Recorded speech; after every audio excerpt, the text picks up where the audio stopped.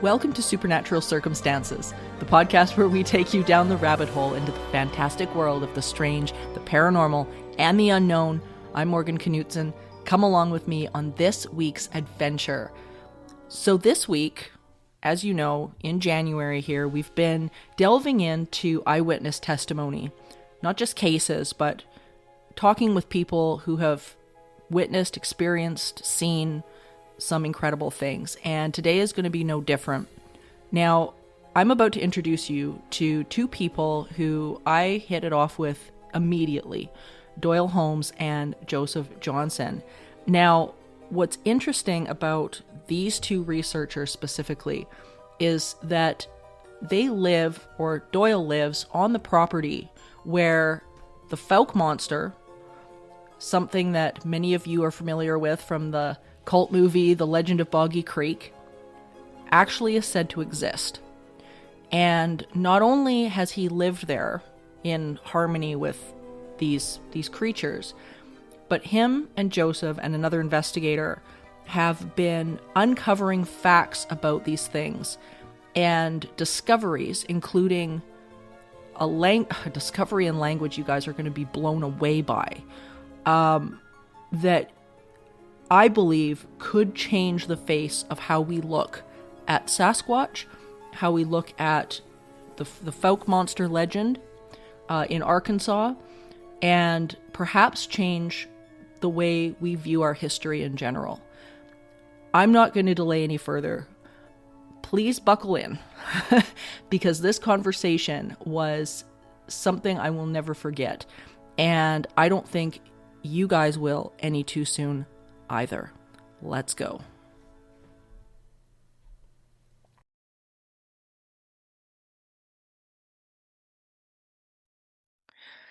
Okay, well, I am so excited to start into this conversation because you guys are two people that I've been looking forward now to talking to for a while. And this is a topic we have not yet covered on Supernatural Circumstances, which I think is wild because it should have happened. So, Joe, Doyle, thank you guys so much for doing this today. Absolutely. You're welcome. Yeah, this is such a fascinating case and a fascinating story. And Joe, I'm going to start with you, and then Doyle, I'm going to talk with you in a second. Joe, can you explain to people what the heck is the Fouke Monster? The Fouke Monster is a bipedal hominid type creature covered in fur, big beak, uh, has been known to be aggressive at times.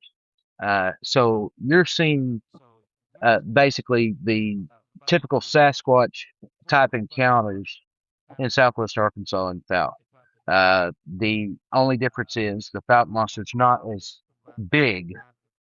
It's I think anywhere from 7 to maybe 8 foot, whereas the Pacific Northwest Bigfoot has been noted as being 8.5, 10 foot tall. So it's a smaller cousin, so to speak. Yeah. That's really interesting. There's so many different descriptions all over the world of beings that are like this. And how far back do these encounters go in Fouke? The documentation really started, I think, in the early 1900s around the Fouke area. It does go back further. There are stories all the way back into the mid to early 1800s, and even before Arkansas became a state. The Of course, the documentation on those is just a lot of family told stories and everything else. But there are some newspaper accounts in some of the older papers in the country, in the South, the hairy man seen in the South, or something like that, those type of stories. But a majority of the main uh, historical newspaper documented accounts are from the early 1900s. Wow. So Doyle, how does a town like Fouke accept something like this? Because I know, like here in Alberta, we've got a lot of small towns and whatnot, and it's not something I know for a fact in Alberta it would not be something that would be widely talked about or accepted. But Fouke has got people that you can talk with about this, from my understanding. Like, how does the town, how does it look at this? Well, it's a well-known thing. It's been accepted here since before most of us were born. Just kind of passed down the stories. So everybody's kind of familiar with it. If they've lived here all their life, they are. Some people move in and they might have a hard time accepting it, but yeah, there's plenty of people to talk to in the area. There's so many people that's had sightings experiences, and you get a group of people together, you may not know them, but everybody's got a story. Everybody starts talking about, well, my grandfather said this, or my uncle, my so and so, my friend saw it cross the road, or something like that. So it's readily accepted. That's amazing to me because, as I say, I mean, I live in Alberta, and I mean, Canada just in general. A lot of the time, these types of things aren't talked about in that way, and like Mhm. having that community of people. I mean, that's to me that's really incredible. And I want to talk to you as we'll start out with your experiences, because you've had some remarkable things going on. What was what was the first time that you had an encounter or an experience with the Fouke Monster? Well, like most people that move into the area, and I moved in the area about 25 years ago, I was a skeptic. I heard about it all my life living outside of Texarkana, but I Sure. kind of thought it was a made up deal, and to maybe sell movie tickets or whatever, to bring people into the area. I didn't really believe it. But one morning I was fishing about 2004, and I heard some splashing in the lake. I looked over and saw something walking around in the marsh. And the more I looked at it, as the sun was coming up, I could see that it had two legs. I could see that it was a male. I could see the girth on that thing, how powerful it was, and actually the experience lasted at least 30 minutes because I was kind of drifting along in the boat, and he could see me, but he didn't care. But that was the first experience that I had, and there's been several or many since. That's incredible, and it's incredible that it lasted as long as it did. I Yes. think most people, when they think about these types of encounters, it's fleeting. Like, you see something in the brush, or it wants Mhm. to move away. Like, it's surprising that it was Yeah. so confident to stand there and be okay with you there. I think that's amazing. I think he could tell I meant him no harm, that I wasn't a threat to him. If anything, he was far more of a threat to me, and he knew it. Yeah. But where I was Yeah. at, drifting in the lake, it would have been hard for me to get to him. There was a barrier of small cypress trees growing on the side of the lake, and it would have made it difficult for me to get to him. I could see through them Yeah. and see him moving around, but I couldn't have got to him. And so, not that I wanted to get to him, he would have easily broke me in half. But he was just awesome, and the experience was awesome. I've had several since then, but nothing lasted that long. It was awesome. It was my first experience that it was so long, and I got to watch him. Like, he was doing some of the same stuff over and over again, kicking in the water like he was trying to find things underwater to. I mean, he was foraging, looking for mussels or something Yeah. like that, but he was just busy doing his thing, and he thought I was busy doing my thing, which at that time was watching him do his thing. So Right. so it was pretty cool. After a while, he just turned around and wandered off into the marsh. It's just So remarkable. I mean, I would never forget. I've never had the the privilege of seeing a Sasquatch, but I have had the privilege of seeing Dogman, and Oh, I do understand, like, there is nothing like it, and consider it 100% blessing to have had the encounters, because it's just it's so life changing.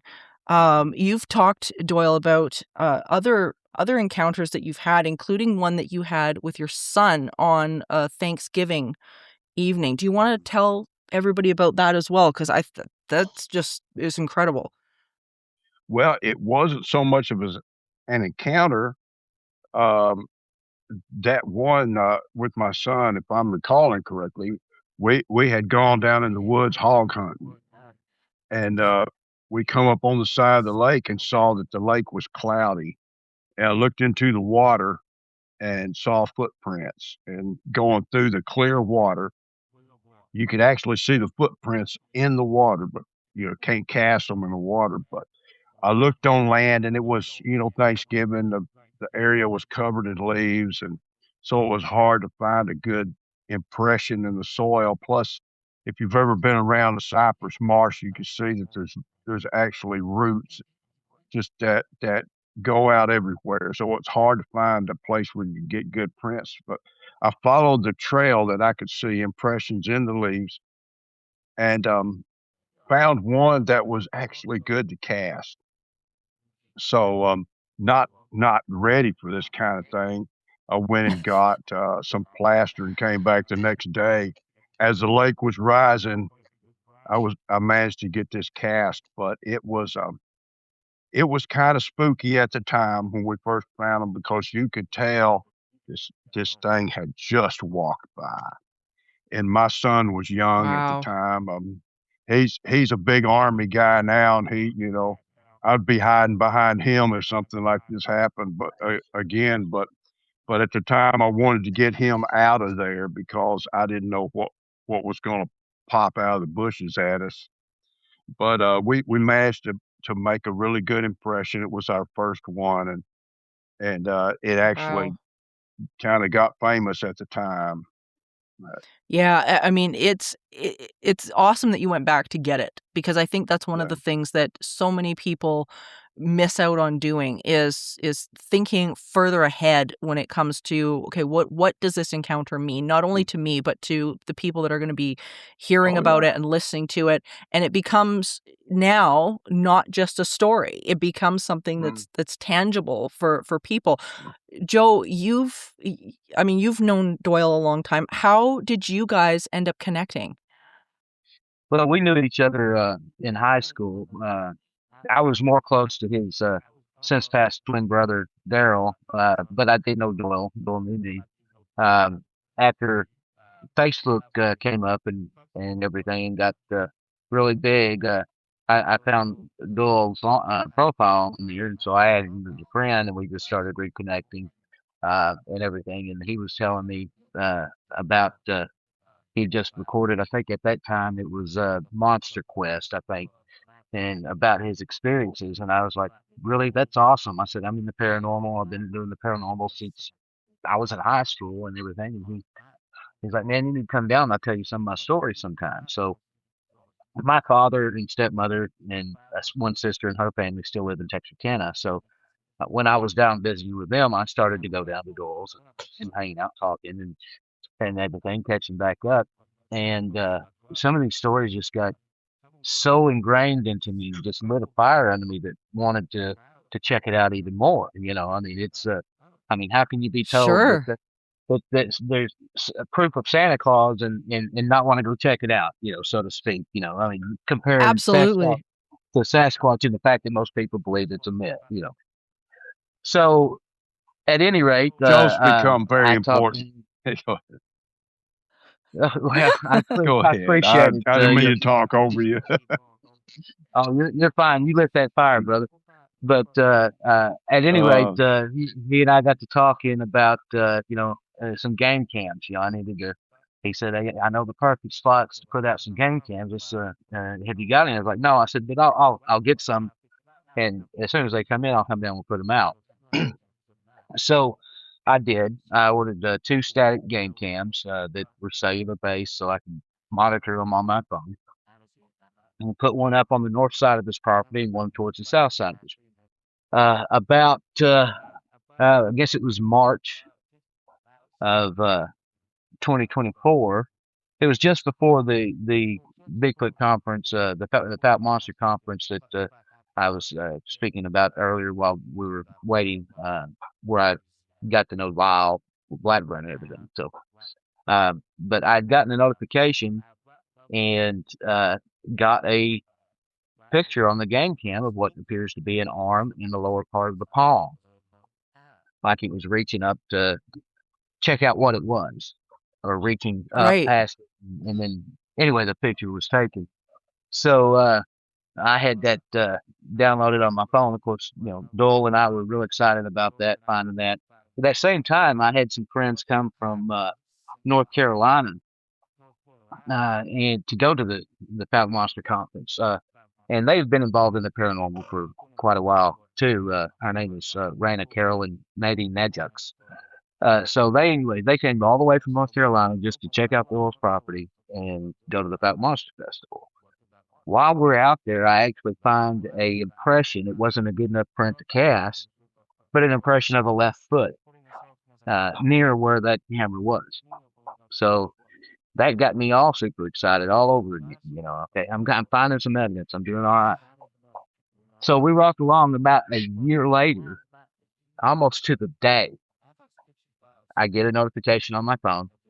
Some images have been snapped on the static camera on the north side.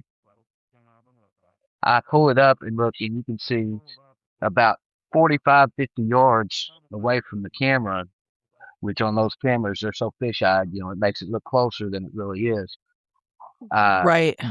The perfect silhouette of the Sasquatch standing next to a tree. Wow. I'm absolutely astounded. So I send that picture to Doyle. He's like, man, yeah, we finally got a good image of it. You're going to have to come down and check it out. And I'm like, well, I'm planning on coming down this weekend to check it out. That was on a Wednesday. Thursday morning, almost at the same time, I get another notification. So I'm looking at the pictures and I see almost straight forward, dead center of the camera, about 65, 70 yards, the backside of this animal or creature or person, or however you want to describe it, hominid, I guess would be the best way to put it, Sure. walking away into some trees. I mean, you can see the neck, the broad shoulders, the muscles in his back, the arm, the whole bit. So about the time I'm looking at this, I'm like, oh my God, I'm just all excited. Get a message from Doyle on Messenger. He's like, hey man, you're never gonna believe what I saw this morning. I was like, let me guess, about 8:15ish or so, over near the north side camera. He's like, yeah. I sent him the picture. He says to me back, dang it, man, you got him again. I was like, yep, we got him again. So I came down that weekend. That was on a Thursday morning. I came down that Friday evening, and we took I made a homemade audio trap in a weatherproof box. Took it out, set it up, and started recording about midway between the northern and southern camera in the area he calls the clearing or the meadow. So I found a tree stump that was kind of rotted out, was able to put that audio recorder in that and cover it with some leaves and pine needles and stuff to kind of disguise it even more. We let that run right at 24 hours. So I came back the next Saturday and retrieved it, brought it home back up here to northwest Arkansas where I live, and started listening to the audio. The first couple hours before it got dark, was just your typical sounds, birds, wind, that type of stuff. Sure. Yeah. About 6 hours in total, which would have been about 4 hours after dark. So I start hearing some of the audio that just really blew my mind. I hear these mumblings chatter back and forth. I hear tree knocks. I hear these, for lack of a better term, howl, scream, growls. I mean, it was like a combination of all three. Yeah. And so I ended up calling Doyle and saying, "Hey, listen to this," you know. So I played it for him. But then before I called him, I'm sitting here reviewing this in my home studio, and I've got it turned up fairly loud because I want to make sure that that's what I think I'm hearing is what I'm hearing. Now, at the Right. Yeah, you time, don't want to make a mistake in terms of identification at that point. exactly. So at that time, my mom was staying with me. Uh, she stayed with me for about a year, year and a half. Uh, but her room was butted up against my studio room, and I'm playing that scream, howl, growl over and over again, just making sure that I'm hearing what I'm hearing. And my door opens. She goes, and she's looking at me with this serious look on her face. And she said, "What are you listening to?" I said, "My audio I got down from Doyle's place." She came in and she shut the door. She said, "Do you remember at your graduation when I stayed at Katrina and her family's place, which Katrina was my high school sweetheart. She lived in Fowler." She said, "Do you remember?" And I was like, "Yeah, I absolutely remember." She said, "Do you remember me and Grandma telling you about the sound we heard in the woods behind, near her house?" And I was like, "Yeah." She goes, "That was it.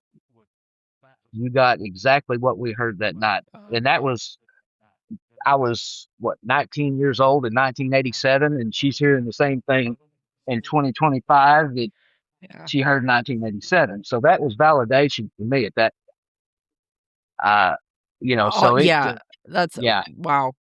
100% validation. So, of course, I sent Doyle all the audio that I've gathered, and he's got all the photos as well. So, that's one thing about it. And ever since then, this thing has started snowballing. I mean, I'm getting requests for podcasts such as yours almost weekly, and it's getting to the point now that we've got another friend named Dave Rogers, aka Sasquatch. You can find him on YouTube and Facebook and all that. He is actually a pastor. Doesn't look like a pastor. He's got the long braided beard and the tattoos. And Looks like wears the Rambo. Yeah. yeah, built like Rambo. He's got the do rag, the whole bit. But he's a Mhm. pastor, and Mhm. he's come down. And so we was a single person experiencing this thing became a duo when I got involved. Now we're a trio. So there's Yeah. going to be a lot of exciting things going on in the future down there. And a lot of it, he has gotten some amazing evidence. Dave has.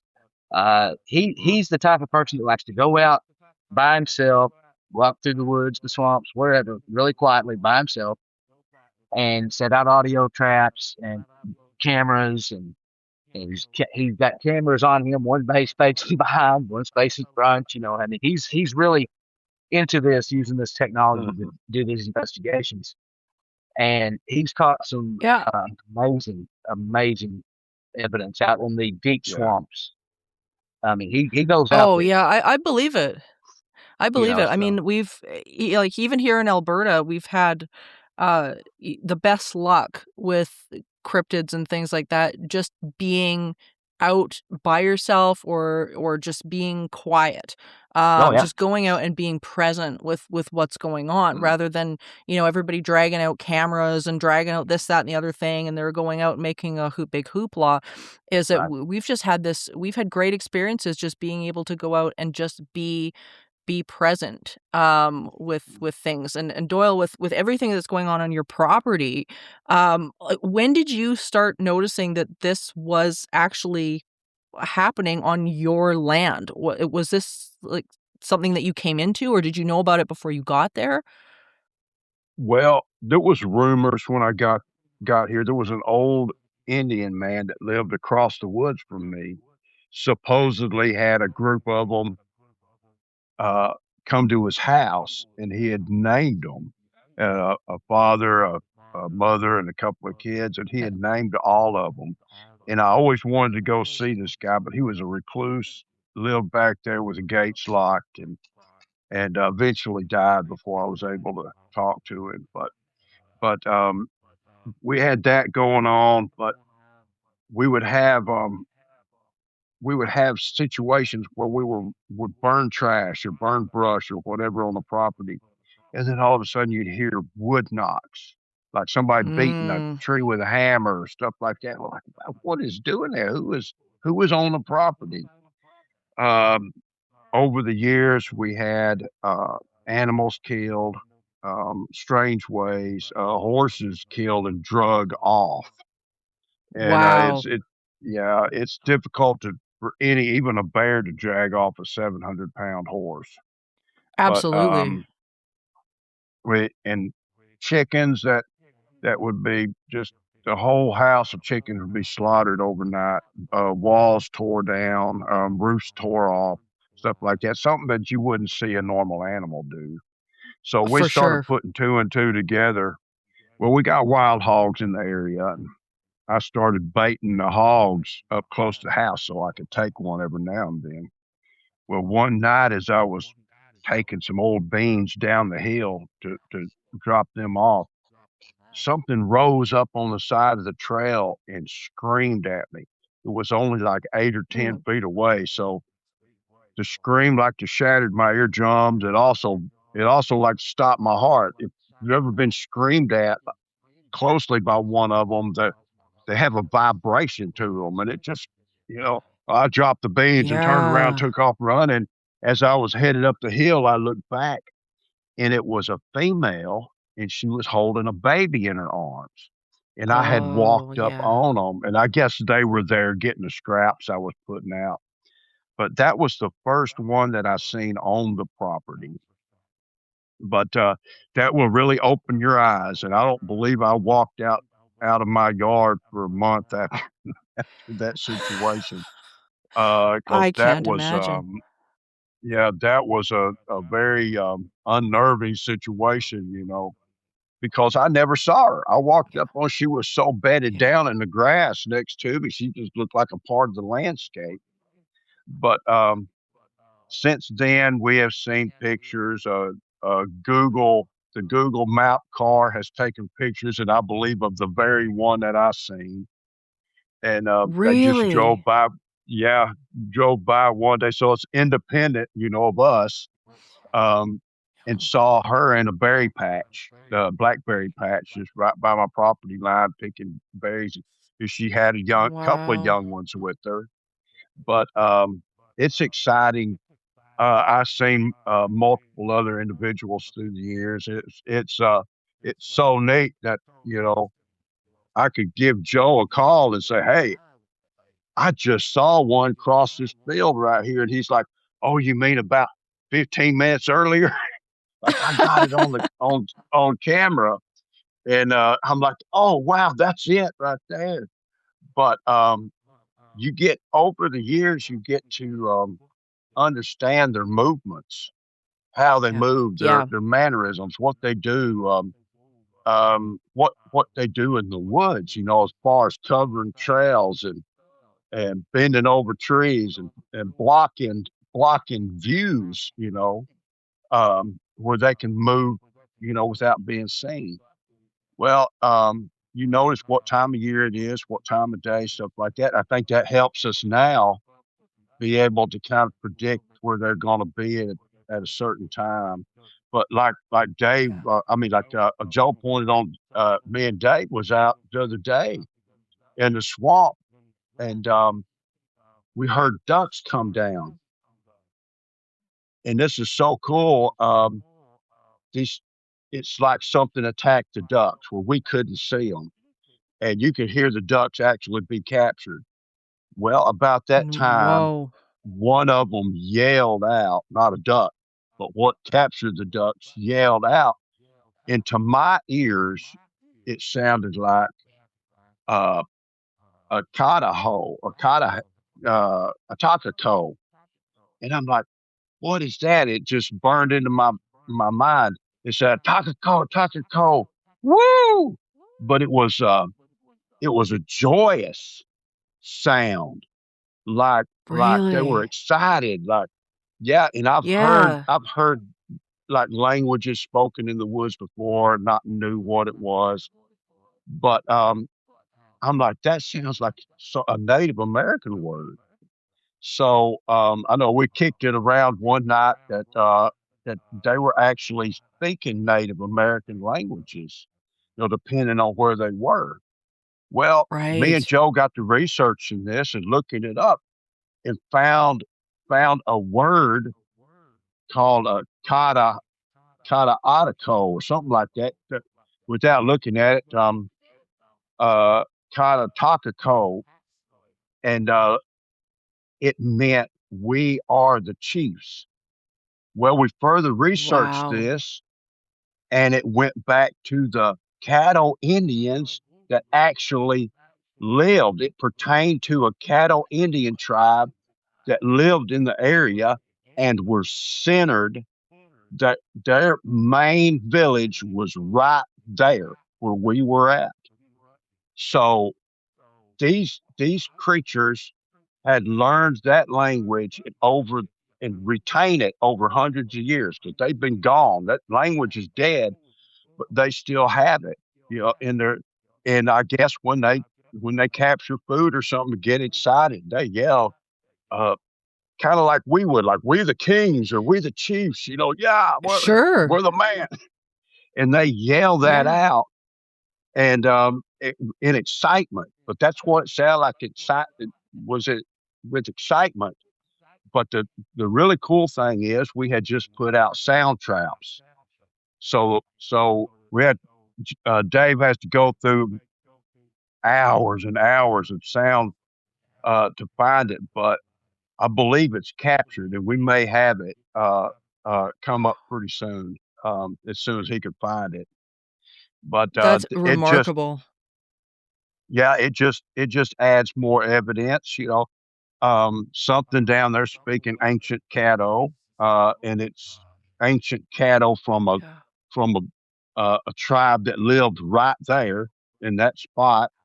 So I don't think there's any Caddo Indians left down there, but it was very cool because it didn't just speak the language; it spoke the language with a Native American accent. But And and with then it purpose. with purpose, and the Yeah. yell was so loud. I don't think a regular person could have made that yell, but the language was so clear. The words were so It's clear. It's remarkable. Like, as you're talking, I'm getting goosebumps right now because Yeah, there's always been a tie here as well between like the Sasquatch, the Dogmen, and the First Nations yeah. people here in Uh-huh. Alberta. And the reason why I'm getting goosebumps is because I have a very similar story to what you guys are describing with Bigfoot, but I've got it with the Dogmen and with a pack that hangs out in around central Alberta. And same thing, Doyle, that you're talking about, where you get to know mannerisms, you get to know who they are individually, you get to identify all of those things. And Mhm. here in Canada, they've always had. There's a history that goes back with them where they actually had a trading relationship for a very long time with the First Nations people before colonization. And it always kind of makes me laugh when you see people that are, they're going out, confronting them with the Bible and this, that, and the other thing, and then the dogman will turn around and walk away. And it's like, well, yeah, because they don't have a very good association with that. Yes. And some of my good friends who are First Nations as well, when we go out, we bring sweetgrass and sage, and we say thank you, and we do an offering, and we go out and we keep to those traditions because we knew that that's probably what they were familiar with. And ever since doing that, we've had incredible close encounters with them, and they've been gentle and wonderful and wild, but they've been just these incredible encounters and very willing to have that interaction. And Oh wow, it just that's gives cool. it gives me yeah, and it gives me goosebumps to hear you talking about the language, because I start to wonder if they also have picked up a native language here. And like Yeah. we get a lot of barks and sort of huffs and growls and things like I've never heard a word or what I thought was a Mhm. word from them. Mhm. But it now my brain's just going a million miles an hour because I'm going, oh my God, what if, what if Yeah, there is I a language bet. that we can exchange? Mhm. Yeah. I bet. Yeah. And now that I know, or we know what they know, the language that they understand, Sure. um, I can't wait to get off in the swamp down there and start yelling, Kata Taka ho. And maybe that will bring them in, because that's my main Yeah. goal, is to make actual Yeah. contact, to let them know that I'm no threat to them, Yeah. because Yeah. they are, especially the younger ones that I've encountered, the females and the younger ones are so scared. Yeah. They believe you're Yeah. going to kill them, and Yeah. they just sit there. They'll scream, they'll cry. Um, Oh, but the males, the bigger males, they're not as concerned, But I want to make that contact, and I yeah. think that would be so I know I've cool. had really, really good luck with just coming. It would. I've had really good luck with it, with it being able to go to their space with, and oftentimes we have nothing with us. Like we keep it very Yeah. neutral, and even the photos that we've caught over the years have been sort of sneaky photos. Like you can't Hmm. pick a camera up and take a picture. It's got to be very Oh, you gotta be very devious yeah. about it. Uh, But I'm sure you guys know, and it's really, it's been interesting to see the tone of voice has played a big role for me. Just the first time we ended up relatively close to one, or the one the big alpha male looked like he wanted to approach the group, but like what you guys are describing, very shy, very careful. mhm. um I mean, they haven't had good experiences in the past. I mean, that's blatant based on their body language. Oh, And it's funny. I started talking to him the same way that I've got a little snake at home, and he's like my baby. And I mhm, started talking to him in this just very soft voice and saying, thank you so much for coming, and thank you for being here. And that made him comfortable enough to walk forwards. mhm, And the encounter for me ended up being disrupted because there was a dog in another lot that started barking, and right. that did it. They were just like, "No, we're gone. We're done." And they bolted. But they were just like, Dog's too much. Like, can't do this." And they left. But it was my tone of voice, it was my presence, and just sort of just being there that made such a difference. Have you guys had similar encounters like that? Well, Dog. I have Yeah. spoken to them. Yeah, I had I have like this.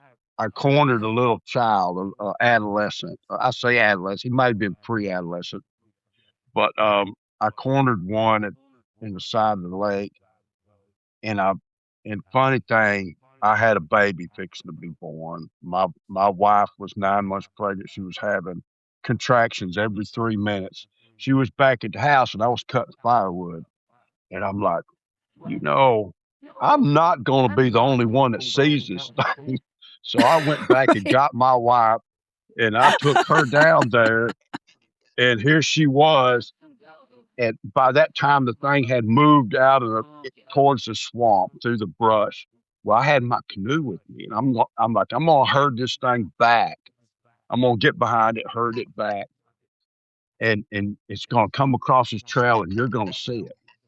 Well, he was crying. He was left there alone. I guess mom and dad was out hunting, Oh, but he was hiding behind trees. You could see him.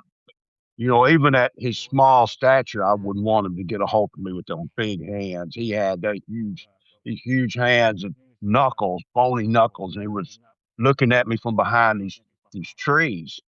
But I talked to him. I'm like, "Oh, come on over here. I got a peanut butter and jelly sandwich for you. Just come over here. You'll be okay. I just want to talk." I mean, I was as gentle as I could be, but it it never softened him. He was scared to death. Finally, he got around oh, me and swam across the lake, and I tried to meet him on the mound, what we call the mound, but he started heading off. By that time, it was getting dark, and I heard mom and dad coming. They were yelling, they were angry, and Yeah, so I'm time to like, go. I'm gonna go Yeah. check. Yeah, I Yeah. started worrying about my wife. Yeah, so I got in the boat and I Yeah. headed back to where my wife was.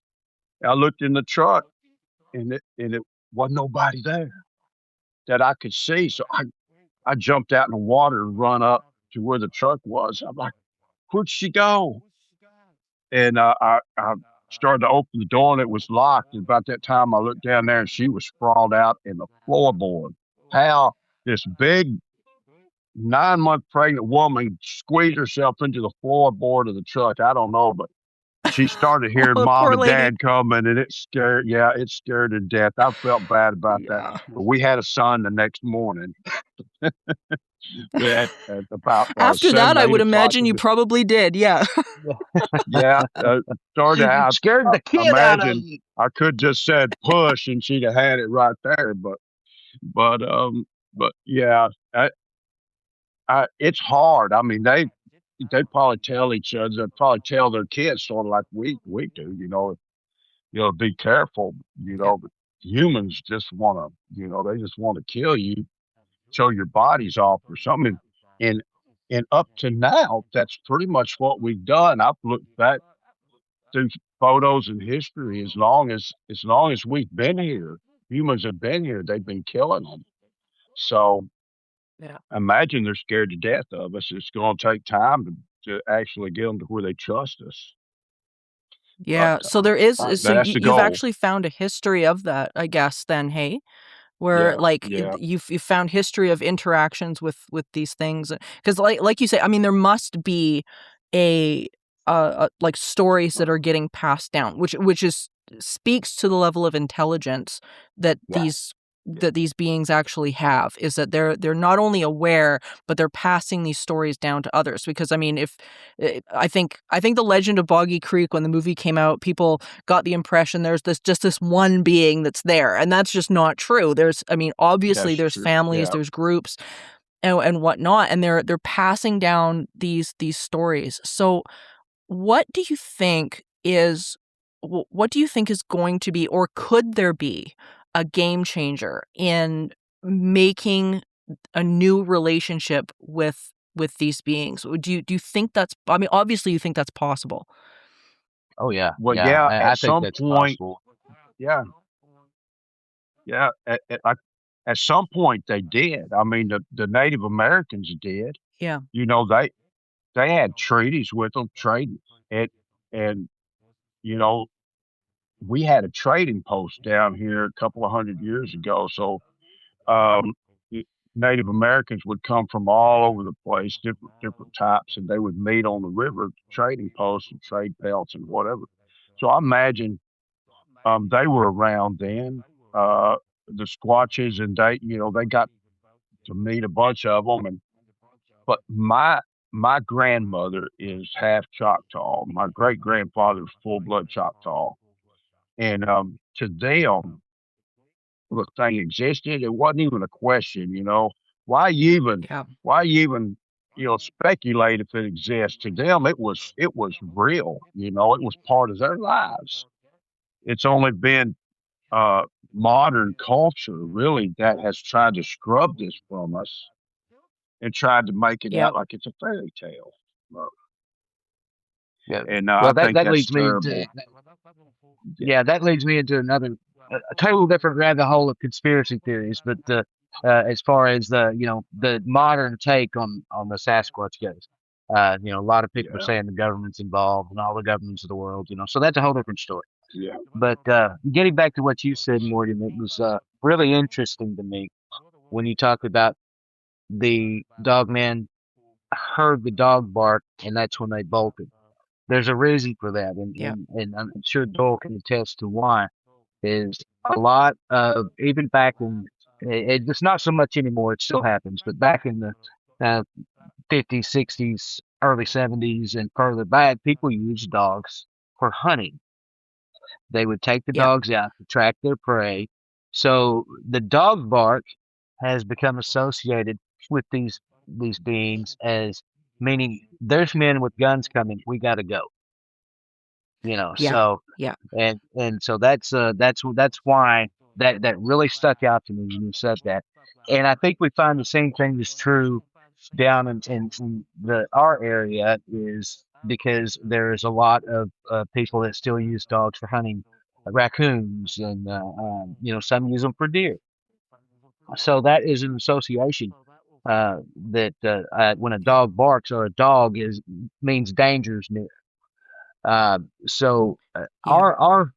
our goal is to, and I think this is the same goal that Dave shares as well. I can't speak 100% for him, but I think I know him well enough to know is we want to protect these creatures.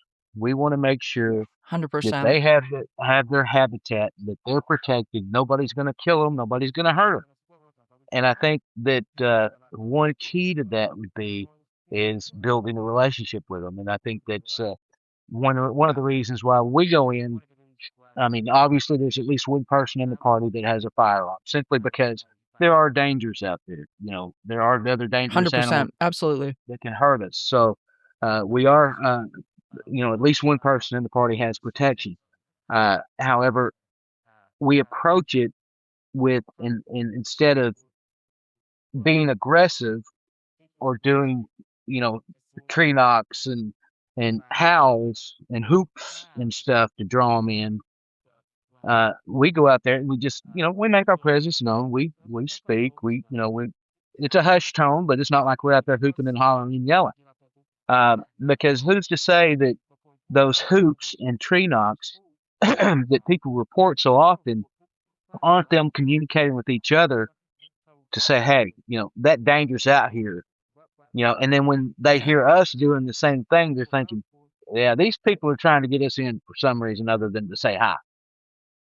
So Yeah. we go out there with a total different perspective and action than everybody else does because we simply want to have that face to face to where we can go, hey guys, we want to make peace. We're here. We want to learn Yeah. about you. Just as curious, they are curious about us as well because what was it, 2 weekends ago, Doyle, that we were out there and Dave had gotten about 4 or 5 of us out there. We were at camp and uh, Richard Taylor, who's a pretty well-known Bigfoot researcher out of Texas, was there, and he had his thermal, and he noticed a heat signature about 30, 40 yards away from the camp, just in the foliage line. So he broke out his IR, which is a high 4K IR. You can really see on that thing.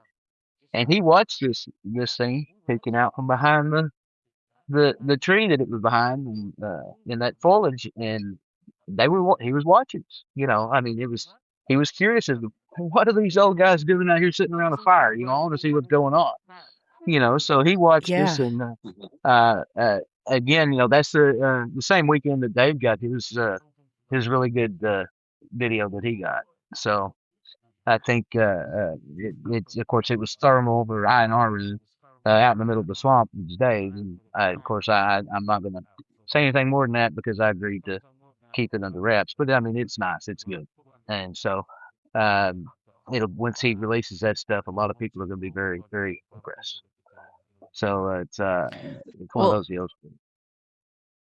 it's so exciting to know that you guys are getting things so frequently. I mean, and I think that's something that's so significant about what you guys have going on is the fact that you've got a routine now in place, and they seem to be, at least from what you're saying and from what I would assume is that I think that trust is beginning to build, because I don't think that they would be around as much as they are if they thought, okay, this is a bad deal.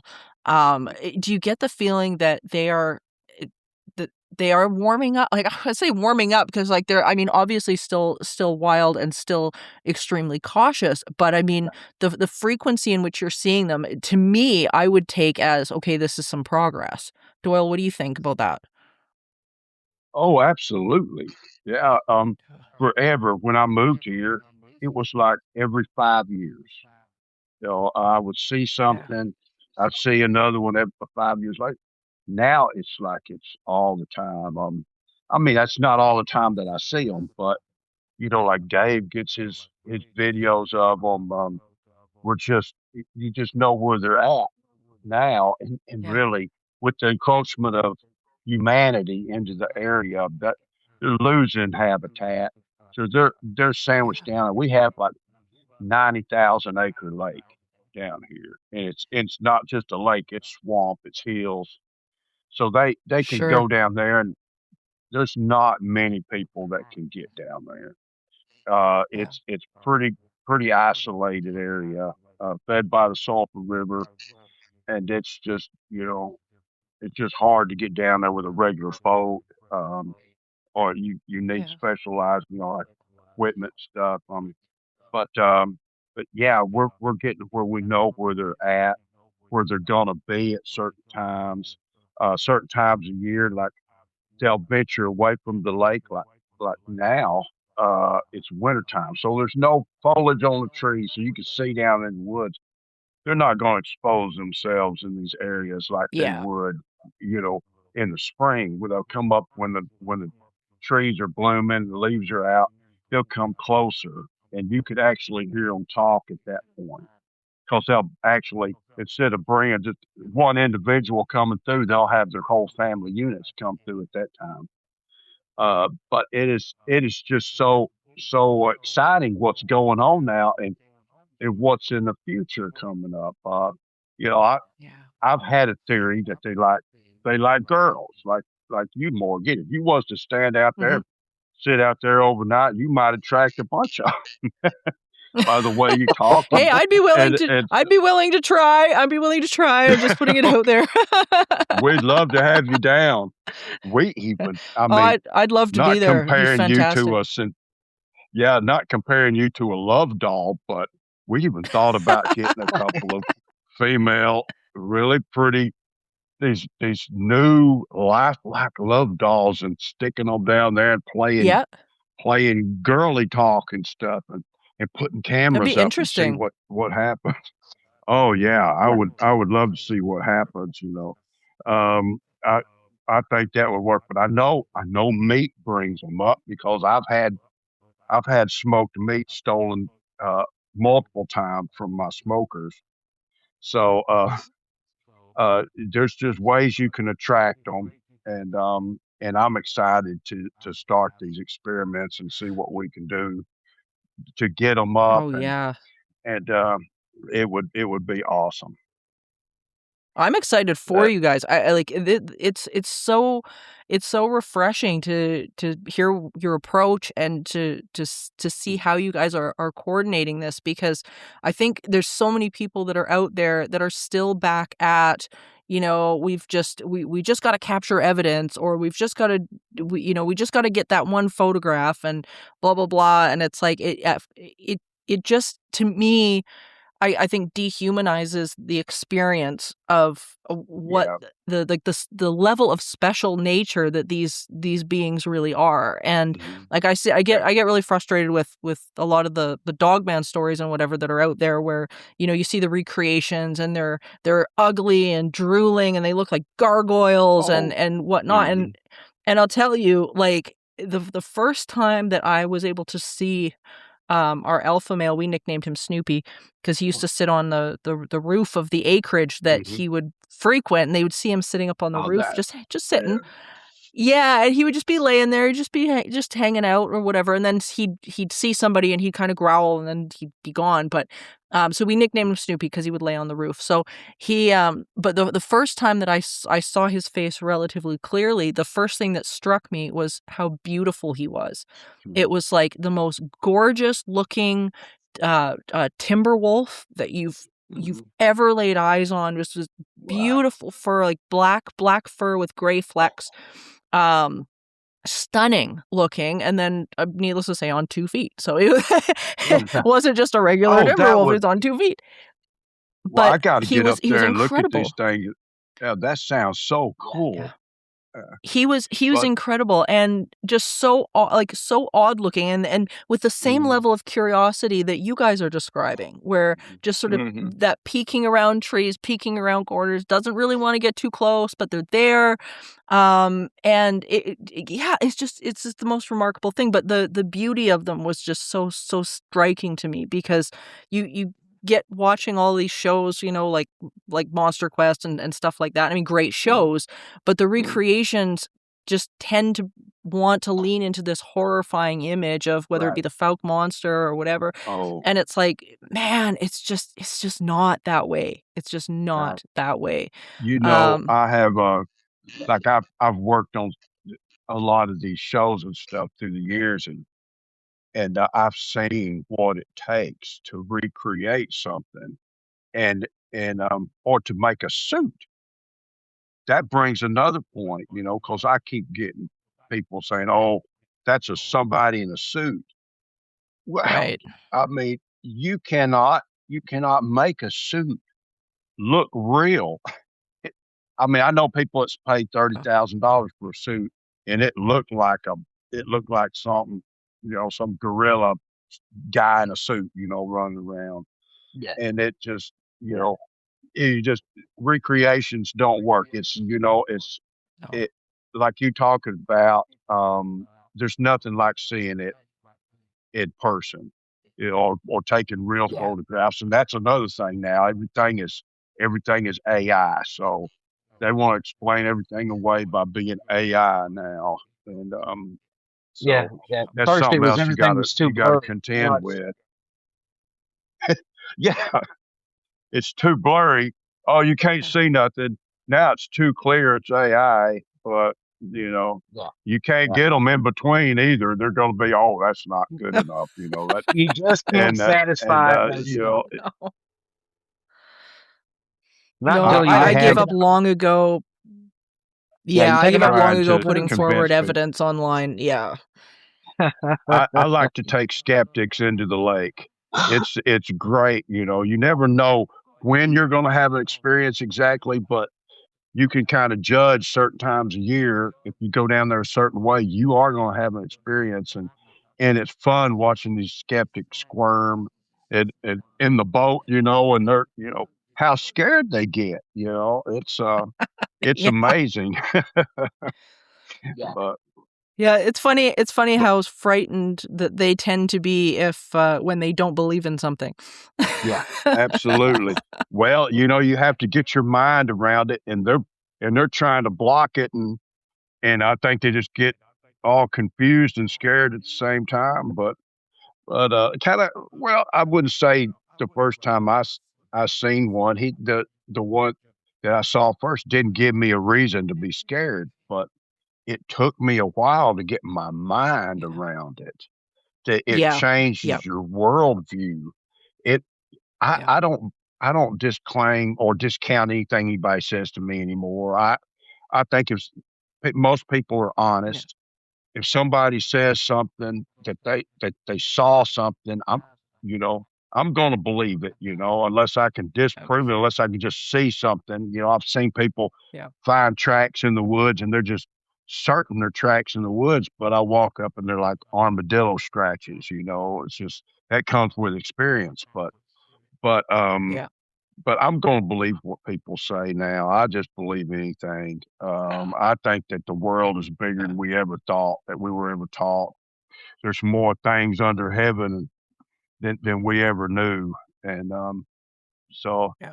that makes it exciting to me. That gives a spice to life, knowing this stuff is out there. And Oh, absolutely. I couldn't agree more. And I'm so enjoying talking to you guys. I don't want the hour to be up, so that means I want to have you back. Uh, so, because honestly, like this is it's so fantastic, and it's so great to talk to people who really understand this on that sort of spiritual, emotional level. And that's one of the reasons why I love doing the show, is because I get to connect with people like you guys, and it's just so refreshing. So I just wanted to thank you both so much for being here, and I hope I can have you guys back so we can keep this conversation going. oh yeah, Absolutely. I enjoyed it. And yeah, I can speak for Joe, my manager and friend, and I don't know how I would do all this stuff without him. But yeah, we'd love to come back. Oh, that would be fantastic. And yeah, we'll make it. It's gonna happen. It's a date. Again, thank you guys for everything. And you And have an open yeah. invitation to come. You have an open invitation to come down here anytime. Just let us know. We'll show you some Oh, that would things. be. I would absolutely love that, and we'll eventually once things sort of settle out here a little bit more. I just got out of the hospital in November, so Oh, once things settle out here a little bit more, I would love that. So it's we'll figure oh, it out. We'll figure it out. okay. All right. Well, good talking to you.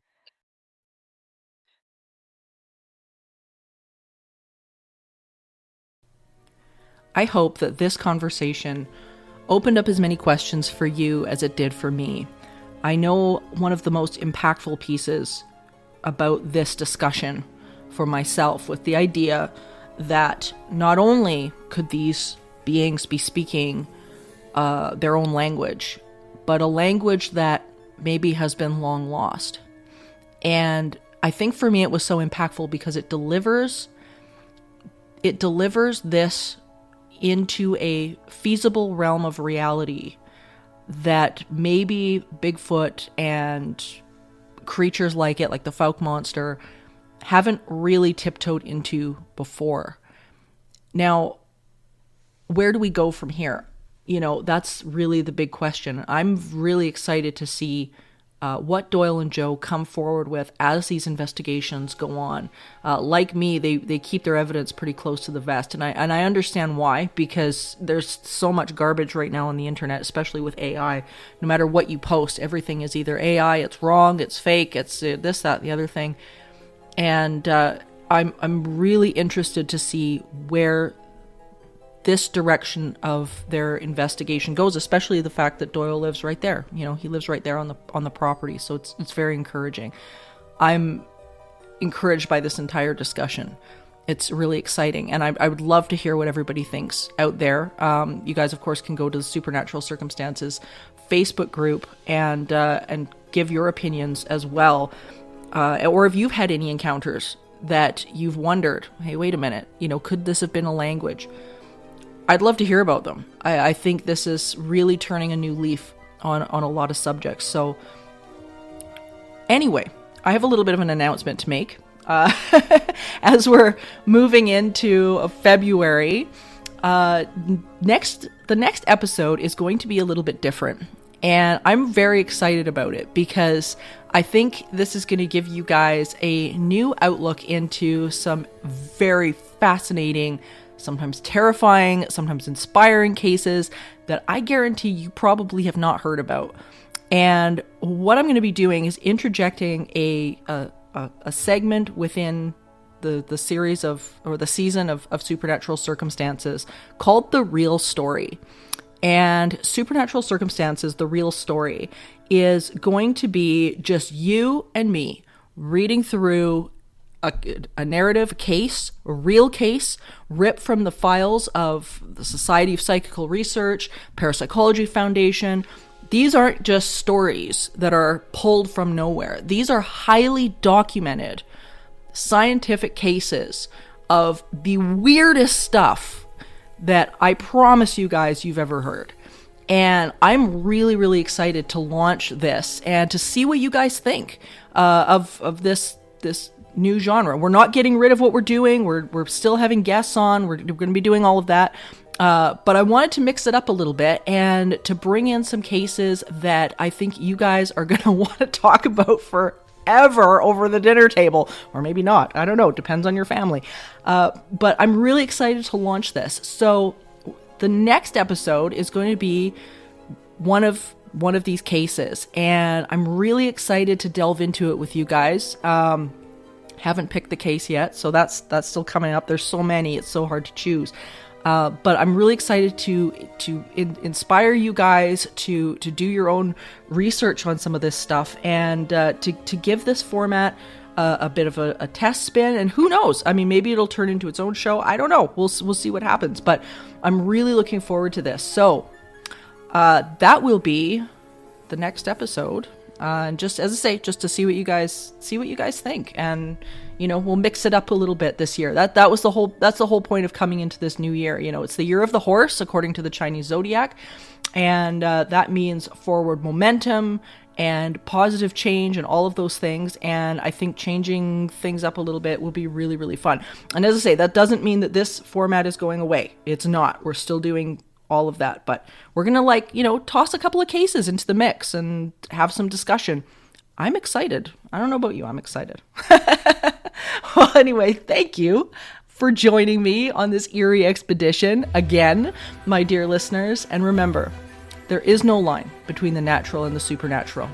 All is consciousness. Until next time, stay curious, friends. Supernatural Circumstances is a co-production of Entity Seeker, Paranormal Research and Teachings, and the 20th Plane. This podcast is a part of the Curious Cast podcast network. You can find out more about me, Morgan Knudsen, and book me for live appearances at entityseeker.ca. You can also email the show at supernaturalcircumstances.com.